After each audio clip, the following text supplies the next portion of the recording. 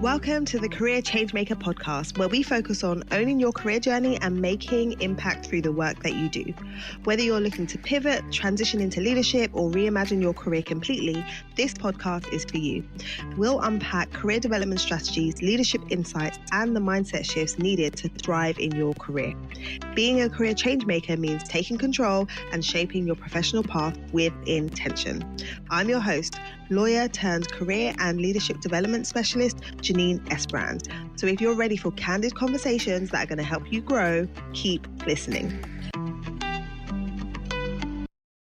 Hello, and welcome to the show. I'm excited about today's episode because this is our first interview of this season, and we're going to be digging into an important topic. We're talking about inclusive leadership and what it looks like to really show up authentically in the work that you do and to lead your team in a way that honors your authenticity and theirs also. I am joined by the incredible Kerry Griffith. He is a global DE&I leader and consultant who devises strategies to enhance equity, inclusion, and belonging at a corporate level, as well as implementing processes to improve cultural competency in leaders. I think now more than ever, we need to fully lean into the importance of implementing and keeping DE&I strategy. So I'm excited for you to hear our conversation. So without further ado, let's dig in. Hi, Kerry. I'm so excited for us to have this conversation. Before we dig in and I ask you lots of questions, I'd love for you to just start by introducing yourself to the audience and telling them a little bit about you. Cool. I'm Kerry Griffith. And basically, in a nutshell, what I do is I help people, especially leaders and teams, to move with intention. It's about building workplaces and spaces where everyone can thrive. So that is what I do. That's who I am. But before we kind of jump too deeply into the conversation, I was thinking about this podcast and what I might say and what might come up and all of those things. And I kind of remembered a phrase that I'd heard a little while back, and it's kind of pretty pertinent actually, because I was thinking about this Career Changemaker podcast, and I was doing a careers fair yesterday and talking to loads of people about what they can do in their careers and how they can make a difference and everything. And this phrase came back. I was on the train thinking about it, and essentially it's this: the longer you stay on the wrong train, the more expensive it is to get home.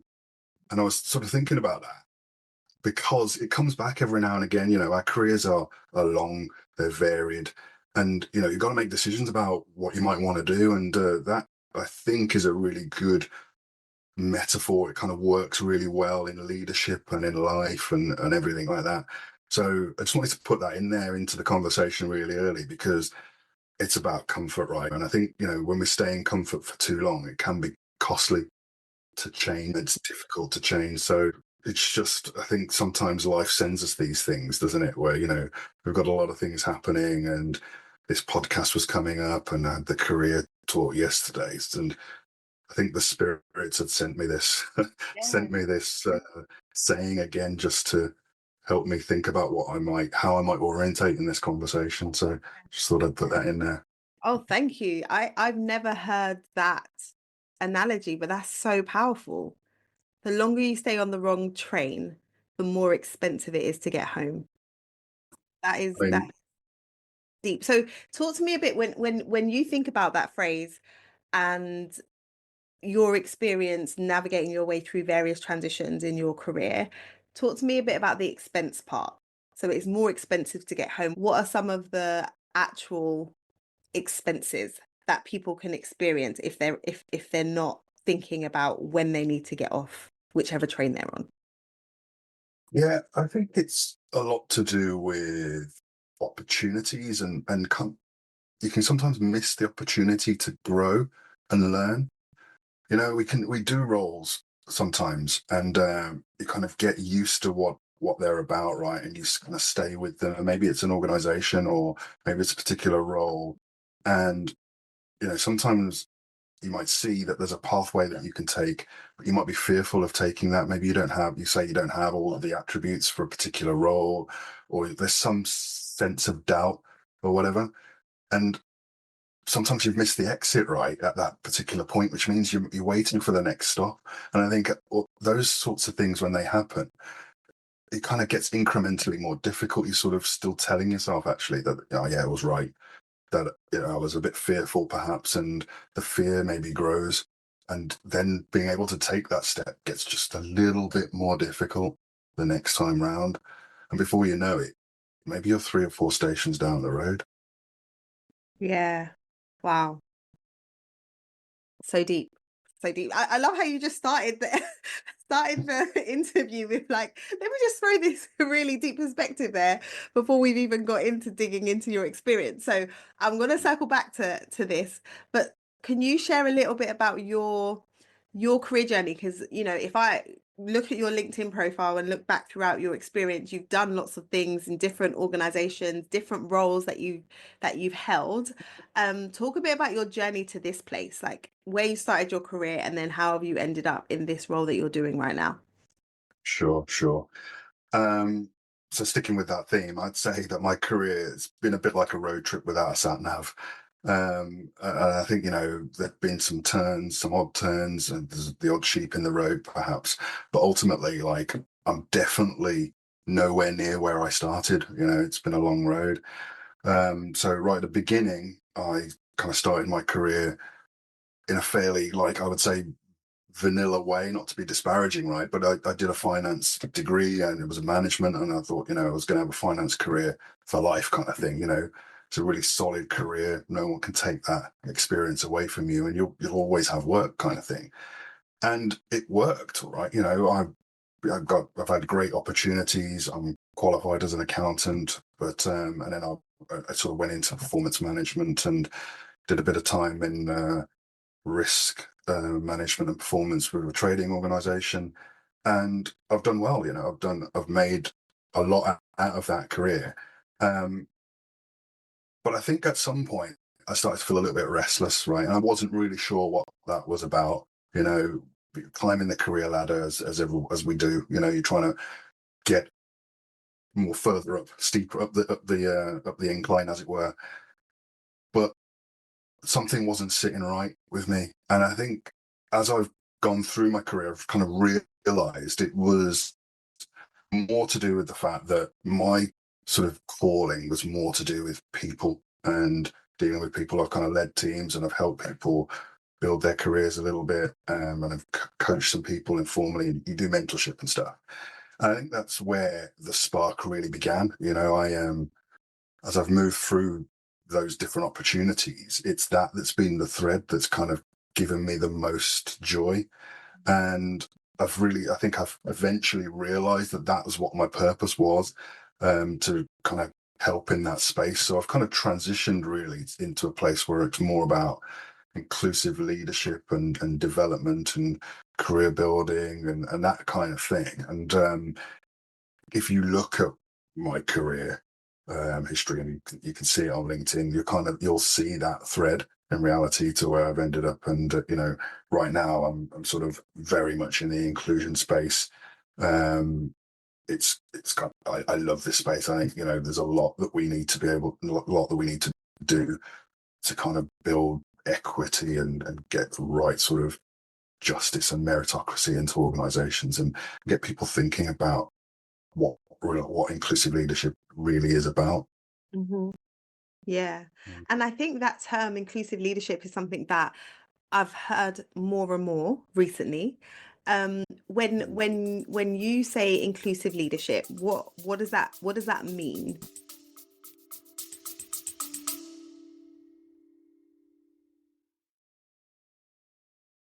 If you're a business leader, founder, or ambitious professional who knows your work speaks volumes, but your visibility doesn't reflect your impact, I've created something just for you. This summer, I'm offering a limited number of one-to-one visibility intensives, which are designed to help you elevate your presence and position your expertise with intention. Whether you are preparing for a big opportunity, wanting to build your personal brand, or finally ready to show up strategically on LinkedIn and other platforms, this intensive will give you the clarity and structure that you need. If this sounds interesting to you, head over to the link in the show notes to learn more and book your intensives. We only have a handful of spots available for summer 2025. So I think it's about making sure that you understand that teams are not uniform, right? And that you've got lots of different lived experiences and skill sets within, whether it's a team or an organization, right? And at the end of the day, you're trying to help that team to gel together so that they can perform at their best, and that the organization's really going to essentially win, right? Like you're going to, and I'm sort of borrowing a little bit from John Amici, who's a master right, at this kind of thing. But I kind of buy into it, the idea of being able to perform to the best of your ability and really kind of outperform essentially. And I think when we've got teams that are really led well, those teams, you kind of get a multiplying effect because people want to be in those teams because they see it working really, really well. And the kind of leaders who lead those teams who kind of understand their people incrementally better, right? They've understood what actually makes the individuals in their team really, really, really perform, then they're going to get the best results. And I think it's really something that provides a USP for a team or an organization if they can really land that. Yeah.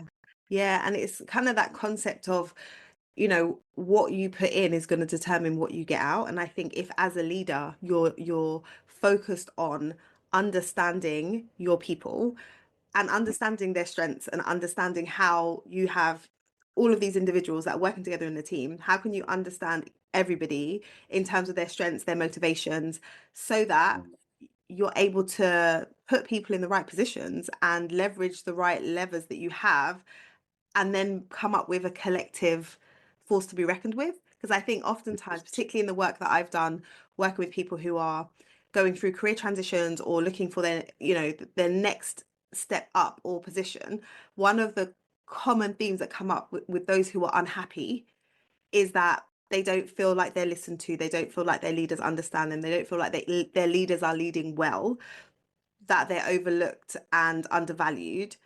And that causes Yeah. a lot of people to disengage and then say, do you know what, I'm going to look for an opportunity elsewhere.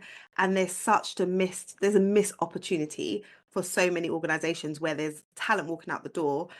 And it's like, if only, the managers were equipped or the leaders were equipped to understand how to tap into that potential, everyone would win. Whereas in a lot of cases, lots of people are losing because, people are leaving, they're disgruntled, organizations have to then go and hire again. So I think it's so important. But why do you think it is that not many, not let me not say not many, but not every company or not every leadership team understands this concept or invests the time and energy that is required to really get the most out of their teams? Yeah, that's interesting. I think it's incrementally more difficult, isn't it? Right, like, or more time consuming, perhaps. It's not that people can't do it. This is very doable. Being able to lead in an authentic way and lead with a little bit more empathy. I think to a certain extent, not being disparaging again, we are as humans, we tend to be a bit more oblivious to other people's experiences, right? We're very understanding of our own. And we find it very easy to overlay an experience that we might be having or an understanding of something that we've had from our perspective onto someone else and just assume that that's the same for them. Um, and what you really need to be doing is kind of setting that aside and spending time to listen more, to understand what's actually coming through from your team. What are they saying about how things are being done, how you are leading, and so on, right? And I think when we can do that, you really gain more insight and experience, right? And the collective, what would say, let's call it wisdom, if you like, to enable your team to really deliver better solutions for things, right? And So I think that that's probably it, right? You know, it's very difficult to be definitive about what the exact thing is, but I think there's a huge part of it is what I've said just now. Yeah, I think that's so true in terms of understanding the perspective from the person versus you looking at the situation from your lens. And what came to mind when you were saying that is my son. So he's about to be 10 next week. So he's got his birthday party this weekend and he's preparing for his 11 plus exams. And my husband and I are trying to like support him and, do a little bit of extra work with him just to make sure that he understands the concepts and stuff. So the other day he was just like, "Oh, you're always making me do work." And he was going into all of that. And I've got to work at school and I've got to work at home. And I sat down with him. I was like, "Look, like, I understand that you don't want to do the work, but from my perspective, I'm being a caring parent here. I'm caring about your education and I'm taking the time to sit down with you and go through maths that I completely don't even remember how to do. Yeah, I'm relearning it so I can do it with you so that you have extra time because in the classroom the teacher only has enough time to go through it. And if you're not understanding it, I'm spending more time with you. So in my perspective is this is a good thing. Whereas his perspective is why they're making me do more work. And then when I was able to explain it from my perspective, he's like, "Okay, yeah, I get it. I do want you to sit down and do so that I can understand it." And then I also took from him, "I get it. Like you've got so much going on and it's hard. And so we need to like find a middle ground." But initially I was getting frustrated that like my parents were too busy to sit down with me and do homework. And I'm here doing homework with you. And like I was going off on a tangent. And that was making Yeah. it worse because he was just like he don't care about what I did with my parents like 30 years ago. Do you know what I mean? Like it's Not at not all, and yeah, absolutely.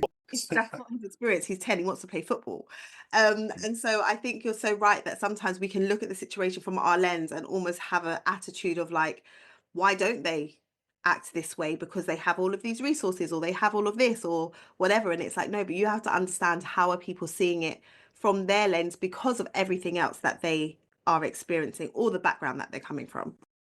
Yeah. I mean, on that, it's, I think leadership, it's not about perfection, particularly inclusive leadership, right? It's about what your intention is, right? Like, what are you trying to achieve? And I think I hear all the time that leaders they don't want to try, or they're kind of reluctant to try because I'm fearful of getting it wrong, particularly in some of these like more challenging conversations around identity and things. But because it's those things are important, right? So I kind of get it, but at the same time, if we really want to lean into this inclusive leadership practice, we've kind of got to take the first step. And the first step, going back to the metaphor I shared earlier, the first step is going to be the longer you don't make that, the harder it gets, Mhm. And so all of those are a missed opportunity and a chance to learn something new. We'll get there. Like the next best opportunity is now, kind of thing. That's the way I view it. But yeah, you don't have to have all the answers. In fact, you're not really supposed to have all the answers. What you need is a willingness to be curious, Yeah. and to ask better questions, right? And to really, really listen. It's really interesting that you share that perspective with your son. It's probably not going to change too much, right? They're going to have GCSEs coming up as well. And I'm going through that with my son, right? And same thing, I sit down with him and say, look, I'm giving you my time in order to help you be better and all of this, right? And there's a bit where you're like, I'm actually not listening. Do you know what I mean? Right? All behavior is communication, isn't it? Right. So when they're pushing back, it's like perhaps he's telling me something about, do you not trust me to be able to deal with this? Like I've got it kind of thing. And when I need help, I'll come to you. Maybe there's a bit of that. So we're not always right. And we have to kind of know when to pull back a little bit. So there's always these opportunities. Hindsight's 2020. So we can always look back and go, yeah, I could have done that differently. And I think that's also important, being able to go, look, I was a bit over the top with that conversation with you just now. And I could have approached it differently. I'm really sorry. Like, I'll listen to any number of ways of kind of showing the empathy that you need in order to keep the relationship strong. Yeah. We both want to win. Yeah, yeah, absolutely. When you think about your experience as a leader and, as as you go through different experiences, you grow and you shift and you change. Has there been kind of like either a definitive moment or like a shift for you from maybe leading in a different way to like moving to this approach to leadership? Or have you found that this has just naturally been the way that you've tried to lead your teams as you've moved around? I think, yeah, there's kind of been, I was thinking about feedback before, right? Because, we've had different conversations. And I think one of the things that really helped me was when um, somebody sort of said to me, they gave me some feedback, right? You almost always get help through your career on some level, right? And it's the kind of straightforward but kind feedback that I think helps the most. And the feedback it's pretty simple, right? Be more Kerry. And I think, just to elaborate around that, they were saying to me, they said to me, I love rigorous you are on your leadership, right? Like you're very logical, you're methodical with the way you make decisions and so on. You are hugely empathetic and you take time to understand people and you really hear them, right? But there's a bit around not, I don't always think I'm getting the real Kerry or the full Kerry. And I think what they were saying there was that there's an authenticity that could be more real. Often when we get feedback, right, it's something along the lines of be more assertive, or you need to really hold these people to account more, right, or be more strategic. Like there's a bit more of a deficit sort of feel around those, like there's a mold somehow and you're not quite in the mold, you need to fit that mold. But with this feedback it was more like, I love who you are, I need more of it, I need more of that thing, right? Which is more about just being more authentic and building more trust. And I think once I really understood that, like that there's perhaps a little bit of a facade there, that you're still trying to be someone you're not, Mm. that it wasn't helping. And the more you can be you, the better it's going to be and the more trust people will have in you. And that has really helped me change the way I lead and how I speak to people and how I relate to them. You Yeah. know? Yeah. What's so interesting about that is the fact that the person picked up on that and said, I don't feel like I'm getting all of you. Sometimes we might be showing up in a way where it's like, okay, I'm not quite bringing my whole self, but like I feel like I need to show up this way. But people know, right? And Yeah. people, it's not always that they know exactly what it is, but they know there's something. You have a conversation with someone, you're like, something's a bit off. I don't know what it is. I feel like I know them, but I don't know. And so even if they can't put their finger on it, there's something in the in the atmosphere that makes them be like, if this person's not fully being themselves, what am I missing? And it causes them to be focusing on that and trying to figure it out versus focusing on what it is that you're saying or how it is you're trying to lead them. So I think it's not only beneficial from a yeah, bring your whole self to the table point of view, but it's beneficial for the relationship that you're trying to build or the instruction you're trying to give, for you to just bring it, like just be yourself, which I feel like is one of those things where people are like, be myself, what does that mean, like how do I do that?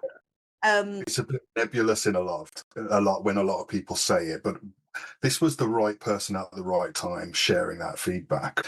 And it's like I felt quite seen. Like I didn't take it personally or anything like that, but I took it to heart, which I think is a different thing.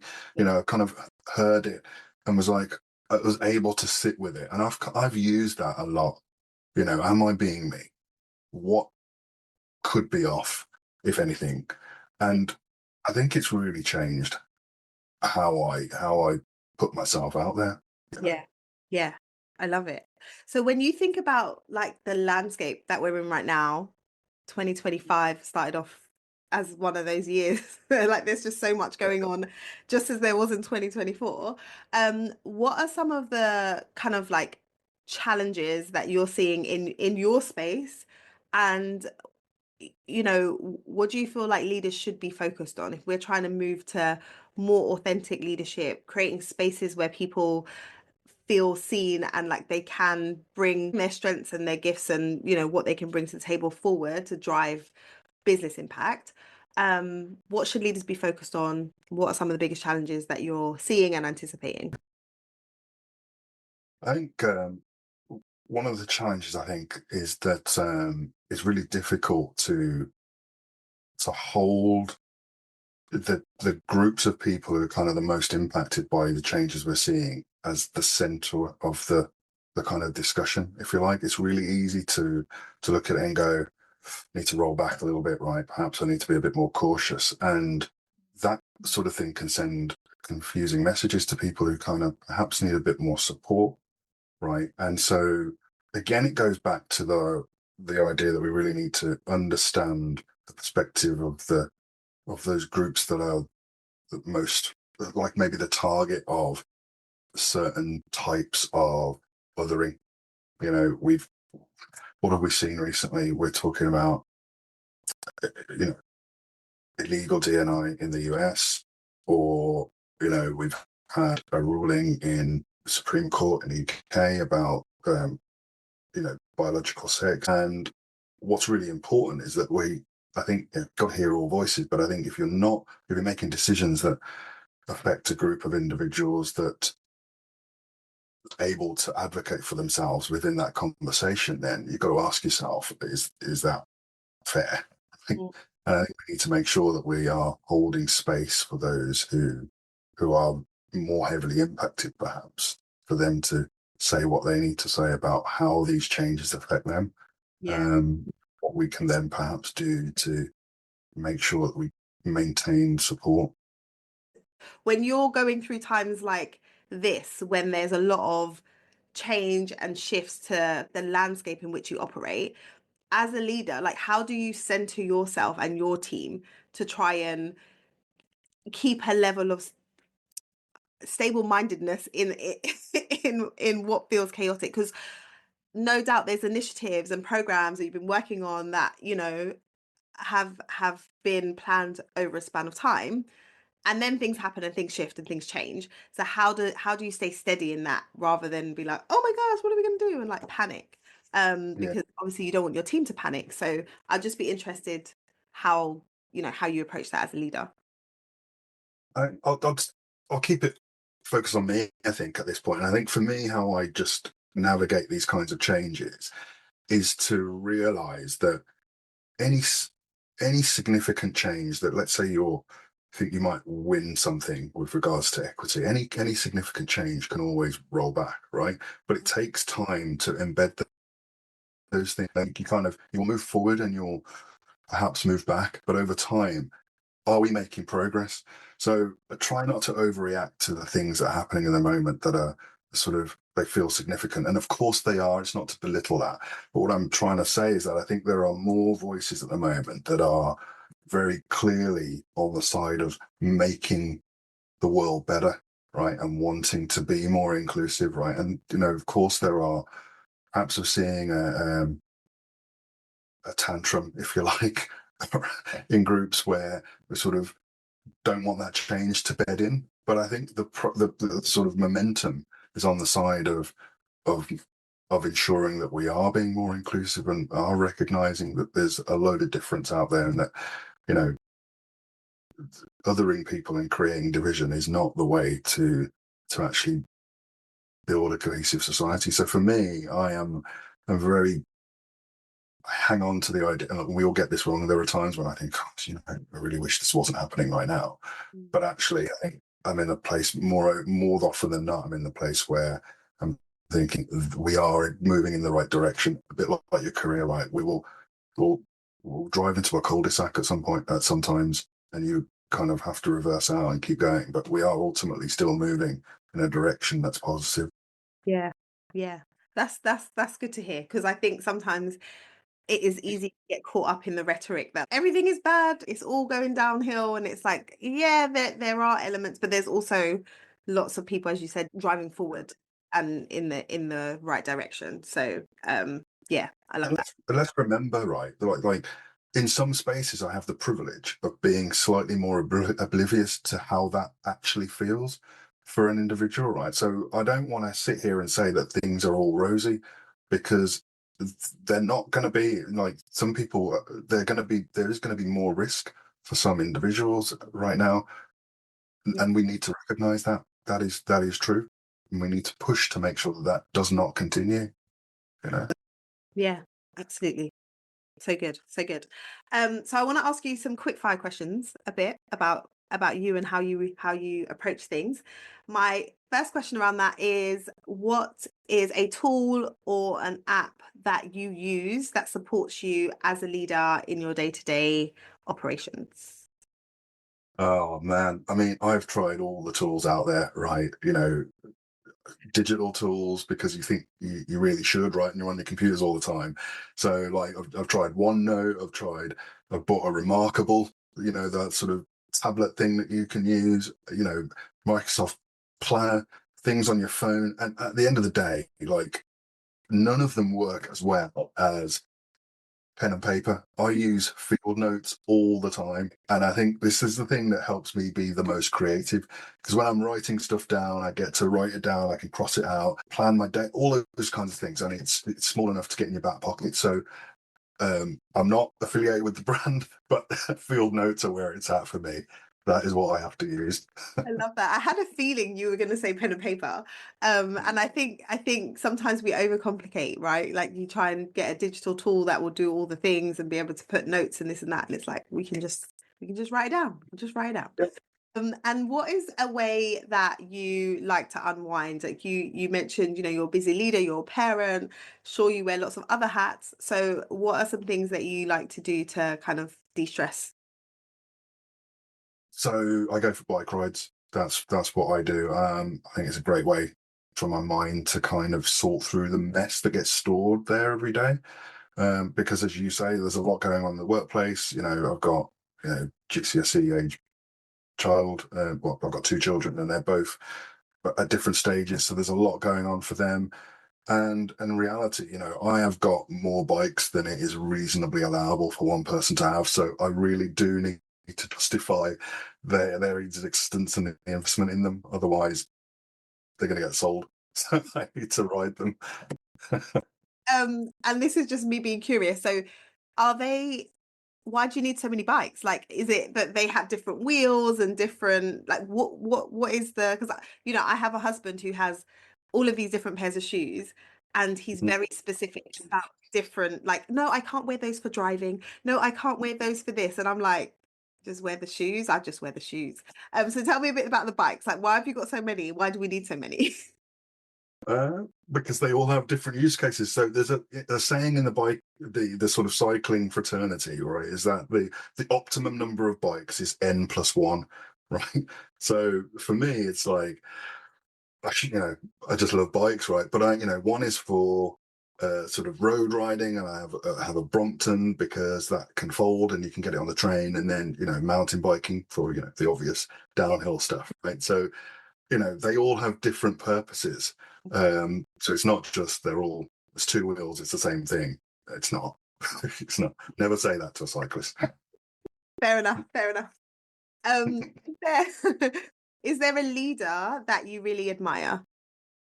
Oh, I hadn't thought about this one. Leader that I really admire. I mean, it's the obvious for me. Mandela is an absolute legend. I think what he stood for, what he managed to achieve, and the adversity he went through, and so on, I think is something that's for me. So I would put Mandela as my pinnacle idol. Love it. Absolutely. Absolutely. And then my last question for you is there a phrase, a saying, a mantra that you find useful, that you find yourself saying a lot or sharing a lot that you can share with the audience? Yeah. Um, for me, it's like the thing that I say the most is if you're always right, you'll never learn. And for me, that saying is what helps to remind me to stay curious and to challenge like autonomous thinking. Because I think we go into place and think we know the answer, and a lot of the time we don't really know fully what the answer is. So I think staying curious and sort of kind of assuming that there's more to know, I think, is a useful tactic Yeah. to unearth hidden gems and nuggets to help us win. Yeah, I love that. I might have to use that with my son when he's pushing back. I'm like, you need to learn. Thank you so much, Kerry. This has been awesome. I've learned so much, and I hope that the audience is making notes and taking down some of these gems in terms of how we can be approaching leadership and really have that inclusive lens in mind. If people want to learn more about the work that you're doing, connect with you, where's the best place for them to do that? Uh, yeah, just LinkedIn.